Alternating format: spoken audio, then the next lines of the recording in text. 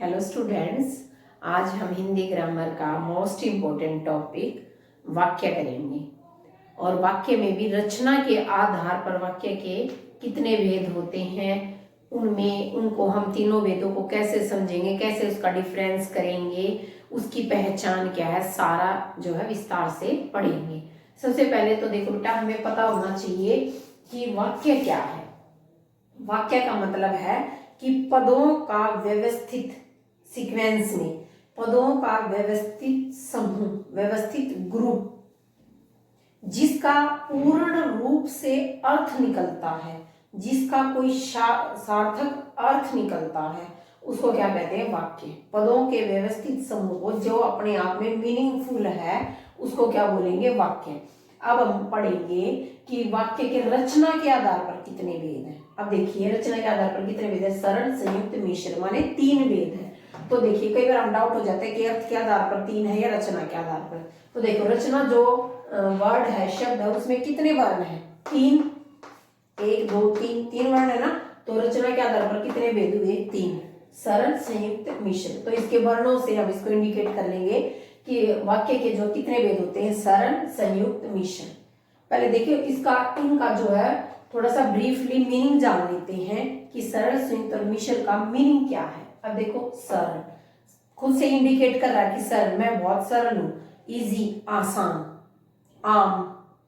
तो सरल का मतलब आसान सा, बिल्कुल इजी। संयुक्त, संयुक्त ज्वाइंट, जब दो सरल वाक्य आपस में ज्वाइंट है, और ज्वाइंट भी किसी ने उनको जोड़ा हुआ है, किसी शब्द ने उनको जोड़ा है, ठीक है।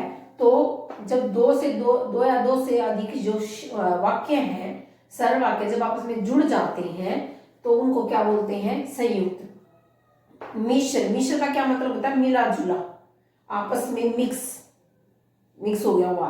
तो जब किसी वाक्य में एक से अधिक उपवाक्य होते हैं, ठीक है, और वो जो है एक दूसरे के ऊपर आश्रित होते हैं, तो वो क्या कहलाता है? मिश्र, ठीक है। अब इनको हम तीनों को विस्तार से पढ़ेंगे। पहला देखिए, इनको पढ़ने से पहले हमें पता होना चाहिए कि वाक्य के अंग ये है भेद, ये है अंग, वाक्य के अंग यानी के पार्ट्स। वाक्य के अंग कितने हैं? 2 हैं बेटा। कौन कौन से? उद्देश्य और विधेय। कौन कौन से हैं? उद्देश्य और विधेय। अब जैसे उद्देश्य और विधेय कैसे समझेंगे? किस वाक्य में कौन सा शब्द या पद उद्देश्य और कौन सा जो है विधेय है। तो जैसे सेंटेंस लिखा हुआ है, राधा गाती है। क्या लिखा हुआ है? राधा गाती है। तो देखो, उद्देश्य का मतलब होता है कि जो काम करने वाला है, कर्ता, काम को करने वाला है, सब्जेक्ट काम को करने वाला है, वो हमेशा उद्देश्य होता है। और जो काम हो रहा है वो क्या होता है? विधेय। काम को करने वाला कर्ता उद्देश्य होता है, और विधेय होता है जो काम हो रहा है, ठीक है। अब जैसे सेंटेंस है, राधा गाती है, तो राधा क्या है इसमें? उद्देश्य, और गाती है काम हो रहा है, तो वो क्या, जो काम हो रहा है वो क्या होता है? विधेय, ठीक है। आई थिंक आपको ये क्लियर हो गया होगा कि उद्देश्य क्या है, विधेय क्या है। तो आइए अब हम जाने कि सरल, पहले हम इसका भेद पढ़ेंगे। सरल, ठीक है। तो सरल का क्या मतलब हुआ? आसान, मैंने बताया था, इजी।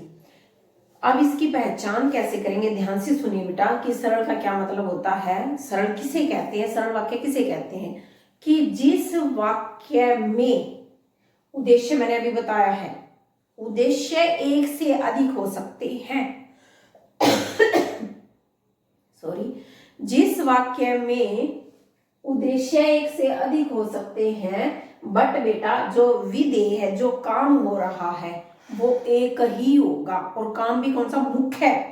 मुख्य जो काम है, क्रिया है, मुख्य जो क्रिया है वो एक ही होगी। दोबारा फिर सुनिए कि उद्देश्य एक से अधिक हो सकते हैं, काम करने वाले एक से अधिक हो सकते हैं, बट जो काम होगा वो एक ही होगा। जो मुख्य क्रिया है वो एक ही होगी। कई बुक्स में आपने पढ़ा होगा कि एक उद्देश्य और एक विधेय, वो सरल वाक्य नहीं। उद्देश्य एक से अधिक हो सकते हैं, लेकिन विधेय एक ही होगा। और विधेय में भी क्या? जो मुख्य क्रिया है।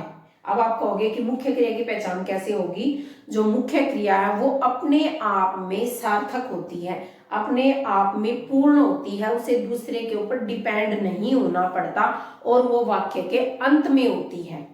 ठीक है, वाक्य अभी मैं बताऊंगी, वाक्य के जो अंत में होती है और अपने आप में पूर्ण होती है। देखिए, सरल वाक्य में पूर्वकालिक क्रिया हो सकती है, सहायक क्रिया हो सकती है, ये तो होंगी, बट जो मुख्य क्रिया है वो केवल एक ही होगी। समझ आई? अब देखिए, जैसे सेंटेंस हम पढ़ेंगे तब आपको अच्छे से समझ आएगा। जैसे सेंटेंस है बेटा, वह लड़का है। अब अगर ये होता कि वह लड़का, तो अपने आप में पूर्ण नहीं था, तो है आ गया इसमें, भले इसमें क्रिया नहीं है, लेकिन ये जो वर्ड है ये किसको, इस सेंटेंस को जो पूर्ण कर रही है, तो इसमें क्या है। नेक्स्ट में भी वह जाता है। अब देखिए, राधा मधुर स्वर में गाती है। अब इसमें जो क्रिया दो होगी, दो हो गई ना। अब देखिए, मैं मतलब ये जो मैं बता रही हूँ, दो हो गई, एक हो गई, मेरा कहने का मतलब है जो क्रिया के जो पद हैं, जो शब्द है, क्रिया के पद को क्या, पद क्या होता है कि जब कोई शब्द वाक्य में इंक्लूड हो जाता है तो वो पद कहलाता है। तो वही मैं कह रही हूं कि जब वाक्य में एक से अधिक क्रिया के एक से अधिक पद हो सकते हैं, लेकिन मुख्य क्रिया एक ही होगी। अब देखो, इसमें एक था, अब इसमें क्रिया के कितने पद हुए, दो। अब तुम खाकर सो जाना, खाकर सो जाना, तीन हो गए। वह लिखता चला जा रहा है, इसमें तो बहुत सारे हो गए, वह लिखता चला जा रहा है, पांच हो गए, है ना, इसमें पांच हुए। वह खेल खेल कर गाएगा, खाएगा, तीन हो गए। वह चीनी खाता जा रहा है, चार हो गए, क्रिया के पद चार हुए। वह मार कर भाग गया, तीन हो गए। समझ आई? मेरे कहने का मतलब ये है, क्रिया के पद अगर ज्यादा और आप, तो आपको इस बात से कंफ्यूज नहीं होना। क्रिया के जो पद हैं वो एक से अधिक हो सकते हैं, पूर्वकालिक क्रिया उसमें हो सकती है, सहायक क्रिया उसमें हो सकती है, बट मुख्य क्रिया बेटा एक ही होगी। और मुख्य क्रिया की क्या पहचान है कि वो लास्ट में जो है, सेंटेंस के जो है लास्ट में होगी और वो अपने आप में सार्थक होगी। ठीक है, देखो, अब अगर इस वर्ड को छोड़ दें, हम सीधा बोले वह जा रहा है, इसको हम छोड़ दें तो भी अपने आप में पूरा है, वह जा रहा है। ठीक है ना। अब जैसे ये है, वह चीनी खाता जा रहा है, वह मार कर भाग गया।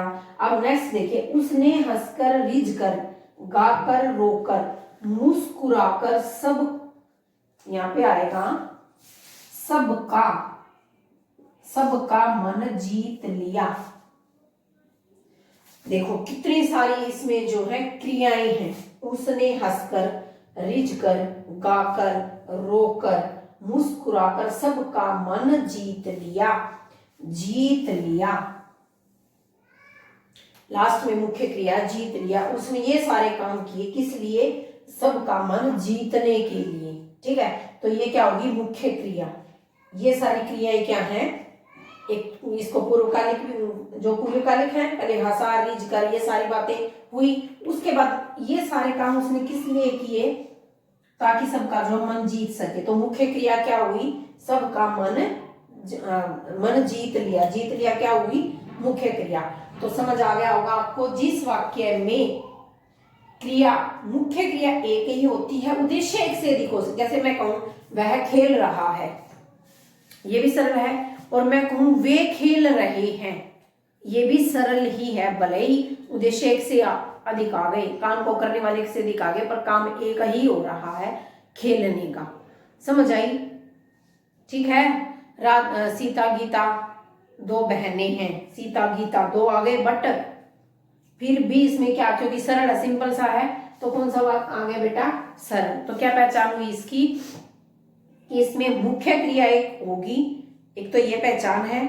दूसरी क्या है कि इसमें पूर्वकालिक क्रिया आ सकती है, क्रिया के एक से अधिक पद आ सकते हैं, काम को करने वाला एक से अधिक हो सकता है, पर जो काम, जो लक्ष्य होगा काम को करने में, जो काम को करने किया जा रहा है, अन्य जो काम हो रहे हैं, लास्ट में वो पर्पस दिखाया जाएगा किस लिए हो रहा है। तो लास्ट में जो मुख्य क्रिया है वो केवल एक ही होगी, मुख्य काम जो एक ही होगा वो किस में आता है, सरल में। ठीक है, आपने ये पजल नहीं होना कि किसी वाक्य में कई बार काम को करने वाले से अधिक दे देते हैं तो आपको लगेगा नहीं यार ये तो सरल हो ही नहीं सकता। जैसे ये सेंटेंस है, इतना बड़ा सेंटेंस देख के आपको लगेगा नहीं है तो किसी भी हालत में सरल नहीं हो सकता। बट इसमें आपने ये देखना है कि इसमें मुख्य क्रिया कितनी है, तो मुख्य क्रिया इसमें केवल एक ही हो रही है। ठीक है, समझ आया। अब नेक्स्ट देखिए संयुक्त। क्या है ये? संयुक्त। संयुक्त मैंने बताया था, संयुक्त माने अटैच, जो जुड़ा हुआ है आपस में। ठीक है, आपस में जुड़ा हुआ है। किनसे? जो संयोजक अव्यय होते हैं। संयुक्त में कौन जुड़े होते हैं? संयोजक अव्यय। अव्यय क्या होते हैं? जो किसी भी परिस्थिति में लिंग वचनकार के अनुसार, संज्ञा के अनुसार जो परिवर्तित नहीं होते, वो क्या कहलाते हैं? अव्यय। तो उन अव्यय, संयोजक अव्ययों के कारण दो या दो से अधिक सरल वाक्य आपस में क्या होते हैं? जुड़े होते हैं, तो उनको क्या बोलते हैं? संयुक्त। इसमें कितने? इसमें एक से अधिक, दो से अधिक भी हो सकते हैं कि क्या? सरल वाक्य। और जो आपस में किसी शब्द, किसी अव्यय शब्द, किसी संयोजक शब्द के द्वारा जो आपस में ज्वाइंट, जुड़े होते हैं, उनको क्या बोलते हैं बेटा? संयुक्त। अब इसके भी कुछ चिन्ह है, जैसे और, तथा, इसलिए, या, अन्यथा। ये सारे किसके चिन्ह हैं? संयुक्त के। ठीक है, ये जो शब्द मैंने अभी बोले हैं आपको, ये किसके हैं? संयुक्त वाक्य के क्या है? चिन्ह है। आप देखिए जैसे सेंटेंस पढ़ेंगे उसको। और क्या है इसमें? जो वाक्य आपस में जुड़े होते हैं, सरल वाक्य आपस में जो जुड़े होते हैं, लेकिन उन सरल वाक्यों का अपना पूर्ण रूप से जो है एक सार्थक अर्थ होता है। ठीक है, वो अपने आप में पूर्ण होते हैं वो वाक्य, वो किसी चिन्ह, किसी अव्यय के द्वारा, किसी संयोजक अव्यय के द्वारा जुड़े होते हैं, लेकिन उनका अपने आप भी अलग से एक अलग अर्थ होता है। अगर उसको हटा दिया जाए, संयोजक वर्ड को हटा दिया जाए, पीछे वाले शब्द को वाक्य को हटा दिया जाए, तो भी उसका अपने आप में एक सार्थक जो है मीनिंग होता है। किसका? किसमें? संयुक्त में। समझ आई? मेरा कहने का मतलब ये है बेटा, अगर इसमें जो है दो या दो से अधिक सरल वाक्य आपस में ज्वाइंट होते हैं, लेकिन अगर उन सरल वाक्यों को अलग कर दिया जाए तो भी वो अपने आप में पूर्ण होते हैं। ठीक है, ये उसकी पहचान होती है। किसकी? संयुक्त की। अब देखिए सेंटेंस से आपको क्लियर हो जाएगा। फर्स्ट सेंटेंस है बेटा, सुबह हुई और मैं स्कूल गया। अब सुबह हुई अपने आप में पूर्ण है, मैं स्कूल गया अपने आप में पूर्ण है, सुबह हुई, ठीक है, अपने आप में पूर्ण है, और मैं स्कूल गया। अब दो बातों को एक साथ किसने जोड़ दिया? किसने जोड़ा? और ने। और किसका चिन्ह है बेटा? संयुक्त वाक्य का। नेक्स्ट देखिए, वह देर से उठा इसलिए गाड़ी न पकड़ सका। वह देर से उठा अपने आप में पूर्ण है, लेकिन दो सरल वाक्यों को जोड़ दिया किसने? इसलिए ने। और ये इसलिए किसका चिन्ह है? संयुक्त का। वह देर से उठा इसलिए गाड़ी न पकड़ सका। नेक्स्ट देखिए, बरसात आ गई पूर्ण है अपने आप में। बरसात आ गई और मैं भीग गया। बरसात आ गई अपने आप में पूर्ण है। इन दोनों सरल वाक्यों को किसने जोड़ दिया? और ने। और किसका चिन्ह है बेटा? संयुक्त का। नेक्स्ट देखिए, तुम चुप रहो अन्यथा मार खाओगे। ये भी अपने आप में पूर्ण है। और इन दोनों वाक्यों को किसने जोड़ा? अन्यथा। इसमें जो दो वाक्य जुड़े होते हैं आपस में, दोनों की वैल्यू जो है इक्वल होती है, दोनों अपने आप में प्रधान होते हैं और दोनों का अपने आप अलग अर्थ होता है, पूर्ण होते हैं वो अपने आप में। समझ आई? इसमें जो सरल वाक्य में मुख्य क्रिया अपने आप में पूर्ण होती है, वो किसी पर डिपेंड नहीं होती, लेकिन जो उसमें अन्य क्रियाएं होती हैं वो जो है एक दूसरे पर डिपेंड होती हैं। जैसे देखिए, वह लिखता, ये अपने आप में अधूरी है। अब देखो, इसको छोड़ो, इसको देखो कितना बड़ा है ये। उसने हंसकर, रिझकर, गाकर, रोककर। अगर मैं यहीं इसको रोक देती, इस सेंटेंस को अगर मैं यहीं रोक देती, तो क्या ये पूर्ण होता? नहीं होता। यहां भी होती तो भी पूर्ण नहीं होता। देखो कितना बड़ा है, लेकिन अपने आप में यह पूर्ण नहीं है, क्योंकि इसमें मुख्य क्रिया भी आई ही नहीं। समझ आई? तो मुख्य क्रिया होनी जो है बहुत जरूरी है। किसमें? सरल वाक्य में।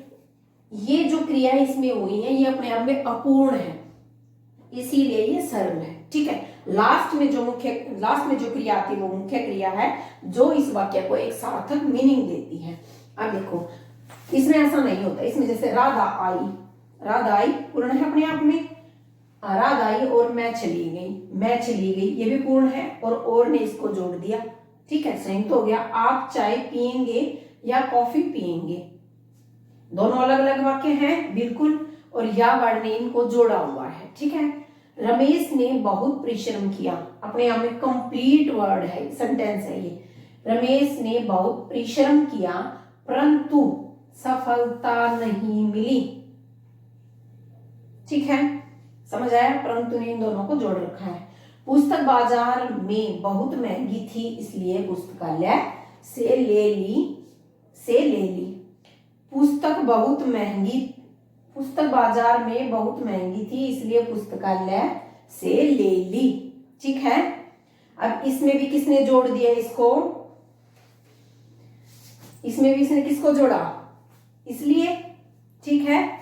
अब देखिए सरल वो मिश्र वाक्य। अब देखिए बेटा मिश्र वाक्य, मिश्र वाक्य का क्या मतलब होता है, मिला जुला रूप, यानी कि एक वाक्य जो है दूसरे वाक्य के अंदर जो है मिक्स होता है, मिला जुला होता है। इनका आपस में जो अलग अलग अर्थ का अर्थ निकाले तो वाक्य का सार्थक अर्थ नहीं निकलता। आपस में एक दूसरे के ऊपर ये डिपेंड होते हैं, निर्भर होते हैं। दो से दो अधिक उपवाक्य जो एक साथ मिले होते हैं, लेकिन वो जो आपस में मिले जुले होकर ही सार्थक अर्थ देते हैं, मिलकर ही सार्थक अर्थ देते हैं, उनका अलग अलग जो कोई भी सार्थक मीनिंग नहीं निकलता। जैसे संयुक्त वाक्य के कुछ चिन्ह थे, ऐसे मिश्र वाक्य के भी कुछ चिन्ह हैं, जैसे ताकि, क्योंकि, जैसा कि, ज्यों ही, जब तक, यहाँ, जहां तक, जो, वह, यदि, तो, कि, ये इसके क्या है, चिन्ह हैं। और मिश्र वाक्य में मोस्टली जो वाक्य होते हैं वो जय वर्ण से जो है शुरू होते हैं, ठीक है। ये भी इसका एक जो है सिम्टम है, एक लक्षण है किसका, मिश्र वाक्य का। अब आइए देखिए वाक्य देखते हैं, उससे हमें अच्छे से क्लियर हो जाएगा। जो जैसा करेगा वैसा फल पाएगा, यानी कि ये बात दूसरी इसके ऊपर डिपेंड है। अगर हमारा परिणाम कैसा होगा कि जैसा हमने काम किया होगा, और किससे शुरू हो रहा है, जैसे, इससे भी हमें पहचान मिल रही है। और सबसे बड़ी पहचान हमें किससे मिल रही है कि ये बात जैसी होगी वैसे इसका रिजल्ट निकलेगा, ठीक है। ये बात इसके ऊपर क्या आपस में निर्भर है, डिपेंड है। नेक्स्ट देखिए, जब जागो तभी सवेरा, ये भी जैसे शुरू हो रहा है और जब तक वर्ण आ गया, शब्द आ गया, जब तक, और जब तक भी किस में आता है, जब तक, जैसे लिखा हुआ मैंने, जब तक चिन्ह भी किसका है, मिश्र वाक्य है। और जब ही जागो तभी सवेरा, यानी कि जब आप जागोगे, जब आप पढ़ाई के लिए या किसी भी चीज के लिए प्रयासरत होगे, तभी आपके जीवन का नया सवेरा हो जाएगा।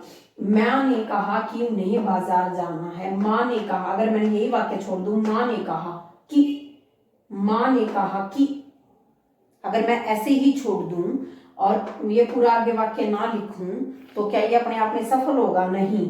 तो ये बात अधूरी रह गई, ये इसको जो कंप्लीट कर रही है। और जो ये की वर्ण है ये इसको आपस में जोड़ रहा है, और जो की है वो भी किसका चिन्ह है, मिश्र वाक्य का, तो ठीक है। नेक्स्ट देखिए, ज्यों ही मैं उतरा त्यों ही बस चल दी। अब ज्यों ही मैं उतरा, ज्यों ही वर्ड जो है ये भी किसका है, मिश्र वाक्य का चिन्ह है। ज्यों ही मैं उतरा, तो ये अपने आप में पूर्ण नहीं है, तो ये आगे जो वर्ड सेंटेंस इसके आगे लगा, इसने इसको एक सार्थक रूप दिया, ज्यों ही मैं उतरा त्यों ही बस चल दी, ठीक है। जो परिश्रम करता है वो सफल होता है, ये भी जैसे शुरू हो रहा है कि जो जैसी मेहनत करता है उसको वैसी सफलता मिलती है, जो परिश्रम करेगा वो अपने आप जो है पक्का जो है सफल होगा। तो ये बात एक दूसरे को डिपेंड है। तो मिश्र वाक्य में हमने क्या पढ़ा कि दो से अधिक उपवाक्य आपस में जुड़े होते हैं और उनका अलग करने से कोई भी सार्थक मीनिंग नहीं निकलता। और मोस्टली जो इसके शब्द होते हैं, मोस्टली जो वाक्य होते हैं वो जय वर्ण से प्रारंभ होते हैं, और ये इसके जो है कुछ चिन्ह हैं। अगर ये इन चिन्हों में से कोई भी चिन्ह जो आ जाए वाक्य में, जैसे जिसका, उसका, जिसकी, उसकी, इस तरह के कोई, जहां, वहां, इस तरह के कोई अगर वर्ड आ जाते हैं, और ये जो मैंने लिखी हुई है अगर वर्ड किसी वाक्य में आ जाते हैं तो आप इसमें किसका वाक्य लगा देंगे, मिश्र वाक्य। अब तो आपको आई थिंक जो है ये वाक्य के तीनों भेद, रचना के आधार पर जो वाक्य के तीनों भेद थे समझ आ गए होंगे। और अगर आपको मेरी वीडियो यूजफुल लगती है तो प्लीज मेरी वीडियो को लाइक, शेयर और सब्सक्राइब कीजिए। Thank you.